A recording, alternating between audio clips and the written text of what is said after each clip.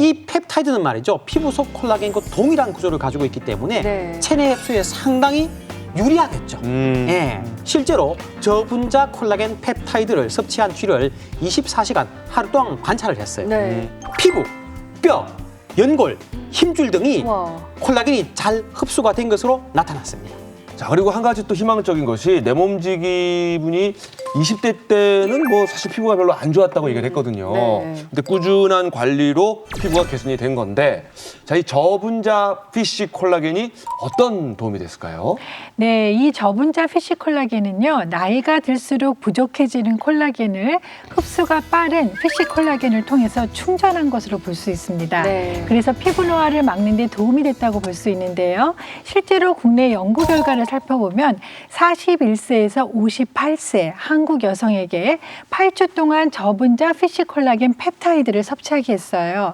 대조군에 비해서 피부 주름은 11.2배, 수분량은 무려 14.6배가 증가했고요. 오. 피부 진피층의 치밀도는 약 10배 이상 증가한 것으로 치밀도가. 나타났습니다. 어. 뿐만 아니라 섭취를 중단하고 2주가 지난 후에도 진피 치밀도하고 피부 주름 그리고 수분량이 모두 개선된 것으로 나타났다고 합니다. 또 다른 연구가 있는데요. 네. 40대에서 60대 여성을 두 그룹으로 나눠가지고요. 한 그룹만 12주 동안 저분자 피쉬 콜라겐 펩타이드를 섭취시켰습니다.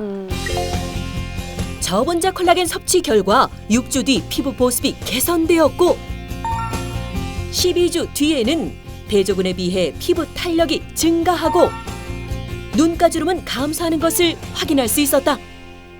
아, 그렇군요.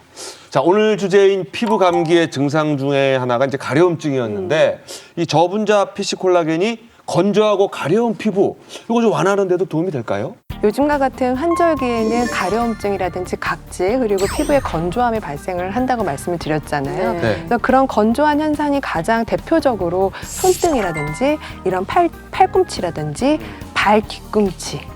이제 여자분들이 발 뒤꿈치 각질이나 아우, 건조함을 해결하기 위해서 쩍쩍 갈라지죠. 굉장히 많이 무언가를 하실 텐데 사실 많이 좋아지지는 않아요. 근데 굉장히 재미있는 임상 실험이 있는데요. 바로 이러한 건조한 환자분들, 특히 40세에서 55세의 이런 완경, 갱년기 여성을 대상으로 하루에 6g씩 12주간 콜라겐을 섭취하도록 했는데 그 결과 콜라겐을 섭취하지 않은 대조군은 8%밖에 개선이 되지 않았죠. 당연히 아무것도 치료하지 않았기 때문에 크게 개선되지 않았는데요. 콜라겐을 섭취한 그룹은 발 뒤꿈치에 갈라진 개선율이 67%, 굉장히 높게 나온 아주 저는 재미있는 임상 연구라고 생각을 했습니다.